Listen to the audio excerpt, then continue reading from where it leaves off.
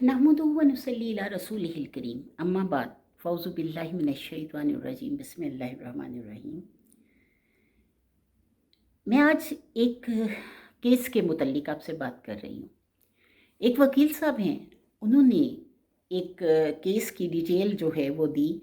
उनके पास एक केस आया, एक मर्द आया और उसने कहा कि मेरी बीवी ने मुझसे तनसीख़ निकाह का दावा मुझ पे दायर कर दिया है और मुझे समझ नहीं आ रही कि मैं उसका कैसे मतलब उसको हैंडल करूं। तो काइंडली आप मतलब अगर मेरा केस लड़ दें तो ज़्यादा बेहतर होगा। तो वो कहने लगे कि भी मतलब ज़ाहिर है हम इसी काम के लिए बैठे हैं, तो आप ज़रूर दे सकते हैं अपना केस। तो उन्होंने जो केस दिया और उस केस की जो डिटेल लिखी, वो कहने लगे कि बहुत ही अनोखा केस था मेरी लाइफ का, कि एक औरत ने दावा किया कि मेरा शौहर नामर्द है और इस बेस पर उसने तनसीख़ निकाह का दावा कर दिया। अब जब कहते हैं कि मतलब चूँकि अदालत में हमेशा सबसे पहले ऐसे केसेस की मुसालहत की कोशिश की जाती है, तो जज साहब ने भी कहा कि आप कोशिश करें कि इन दोनों की मुसालहत हो जाए, क्योंकि उनके 2 बच्चे थे और मतलब दोनों मियाँ बीवी जो हैं पढ़े लिखे और अच्छी फैमिली के लग रहे थे। तो उस पर उन्होंने मुसालहत के लिए यानी एक अलहदा कमरे में उनको बुला लिया और वो वकील साहब जो हैं वो कहते हैं कि मैंने उनसे उनकी बीवी से पूछा, अपने चैम्बर में लाया और मैंने उनसे पूछा कि आप मुझे बताएं। उनके शौहर भी बैठे थे और औरत के वकील साहब भी बैठे थे और ख़ुद वो मर्द जो हैं उनके वकील साहब जो हैं वो ये वाक़या लिख रहे हैं। तो वो कहते हैं मैंने उनसे पूछा कि आप बताएं कि आपको क्या प्रॉब्लम है इनसे। तो वो कहने लगी कि मेरा शौहर जो है वो नामर्द है। तो कहते हैं मैंने बहुत बेबाक ख़वातीन देखी थी, तो लेकिन मुझे उसकी बेबाकी पे थोड़ा-सा वो हुआ। लेकिन फिर मैंने उससे कहा कि आपके 2 बच्चे हैं और आप कैसे कहती हैं कि मतलब इनके साथ ऐसा कोई प्रॉब्लम है? तो वो कहने लगी नहीं, जिस्मानी तौर पर वो नामर्द नहीं हैं, जिस्मानी तौर पर वो बिल्कुल ठीक हैं, लेकिन ज़हनी तौर पर इनमें मर्दाना सिफ़ात नहीं पाई जाती। तो कहते हैं कि मैं बहुत हैरान हुआ और मैंने उनसे कहा कि आप कुछ मतलब इसको डिटेल से मुझे बता सकती हैं? तो वो कहने लगे, यानी वो बीवी जो हैं वो कहने लगी कि माशाल्लाह हमारे 2 बच्चे हैं, हमारा घर बिल्कुल ठीक-ठाक चल रहा है। लेकिन मेरी शादी जब हुई तो मतलब मेरे वालिद साहब जो हैं वो देहाती हैं, हम देहात के रहने वाले हैं और मतलब मुझे इतना प्यार अपने घर में दिया जाता था कि मेरे वालिद साहब मुझे धी रानी के अलावा कुछ नहीं पुकारते थे।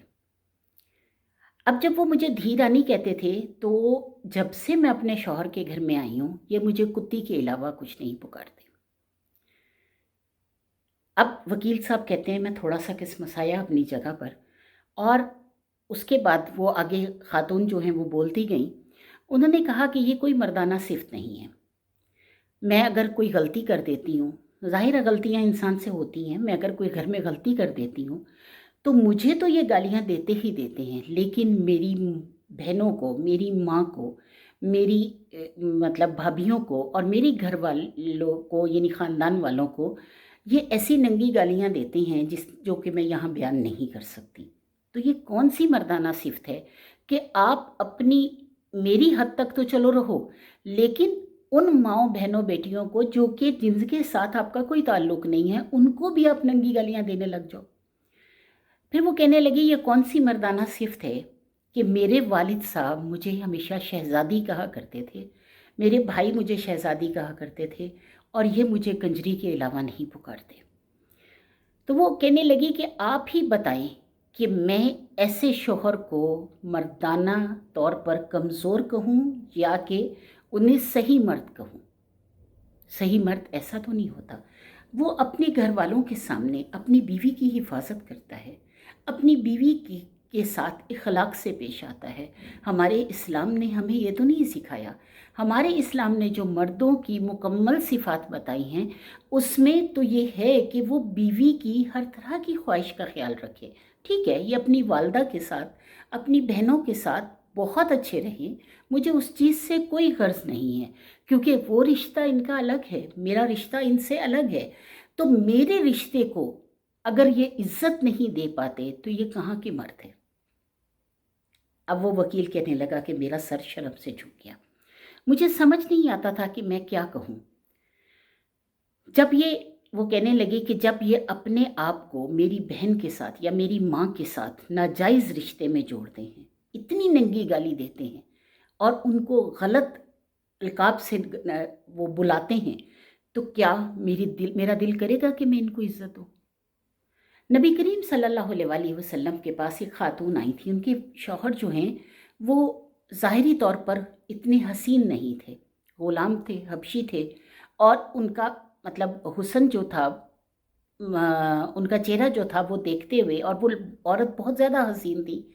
और ये वाक़या पूरा आया हुआ है सूरत निसा में, सूरत बकरा में भी इसका तज़किरा है।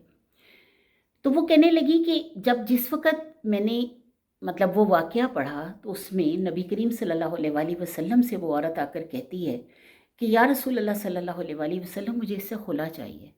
तो आप सल्लल्लाहु अलैहि वसल्लम फरमाते हैं कि आप ऐसा क्यों कह रही हैं, कि ये बहुत नेक हैं और अल्लाह के पसंदीदा बंदों में से हैं। वो कहने लगी बिल्कुल ठीक है, लेकिन मैं ये समझती हूँ कि शरई लिहाज से जब मैं इनको देखती हूँ तो मेरा दिल करता है कि मैं इनके मुंह पर थूक दूँ। यानी मैं इतनी खूबसूरत हूँ, और जब ये मेरे साथ खड़े होते हैं तो मेरा दिल करता है मैं इनके मुंह पे थूक दूँ।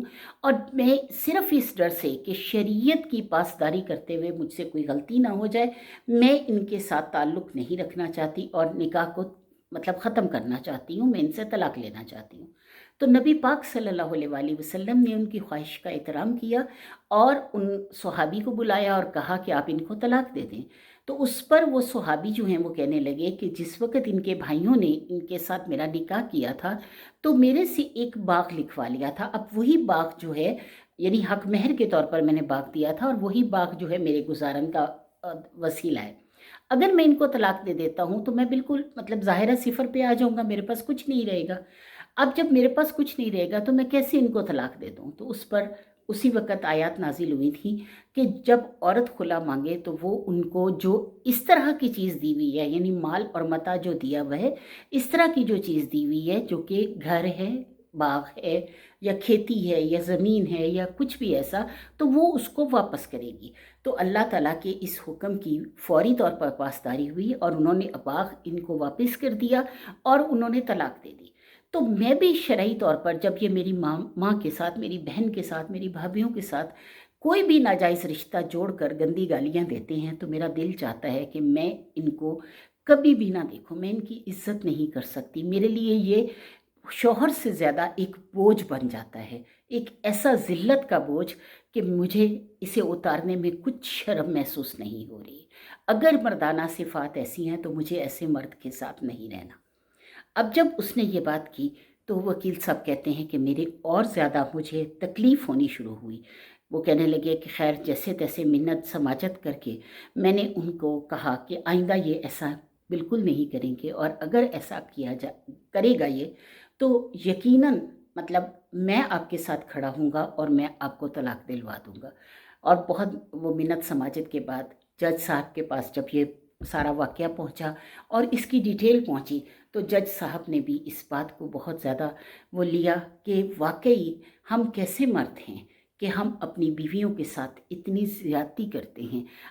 उनको यानी औरत समझते ही नहीं, और उनकी इतनी तज़लील करते हैं, इतनी तज़लील करते हैं, और अपने घर वालों से भी इतनी तज़लील करवाते हैं कि किसी किस्म की कोई हद नहीं रहती। हर हद को छू जाते हैं, हर हद को तोड़ देते हैं। यानी उनके जज़्बात का, उनके एहसासात का, उनकी मोहब्बत का, उनकी खिदमत का, उनकी हर मतलब हर उस चीज़ का जो वो हमारे लिए करती हैं, कभी कोई सिला नहीं देते, और सिला देना तो दूर की बात, एप्रिशिएट भी नहीं करते। तो खुदारा औरतों को इस तरह से मत समझें, इस तरह से बोझ मत समझें, इस तरह ना समझें कि वो जैसे सब कुछ मतलब आपने उससे ख़रीद ली है। आज हमारे मुल्क में बहुत ज़्यादा इस चीज़ का रुझान है, यानी जहेज़ भी लेते हैं और मेहर भी नहीं देते, और फिर उसके बाद उस औरत की इतनी तज़लील की जाती है, इतनी तज़लील की जाती है कि वो कहीं की नहीं रहती।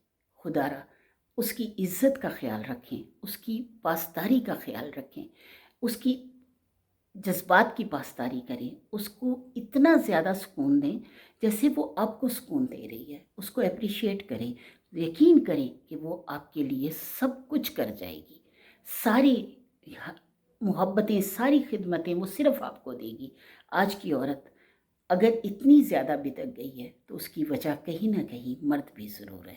تو خدا را اپنی بیویوں کی عزت کیجیے، ان کو کبھی بھی غلط القابات سے نہ نوازیں، ان کو کبھی بھی گالیاں مت دیں۔ یہ کسی بھی مرد کی صفات نہیں ہے۔ اللہ تعالیٰ نے کسی بھی مرد کے لیے یہ چیز جائز نہیں رکھی، اور خدا را آپ بھی اس پہ عمل کیجیے۔ وآخر دعوانا الحمدللہ رب العالمین۔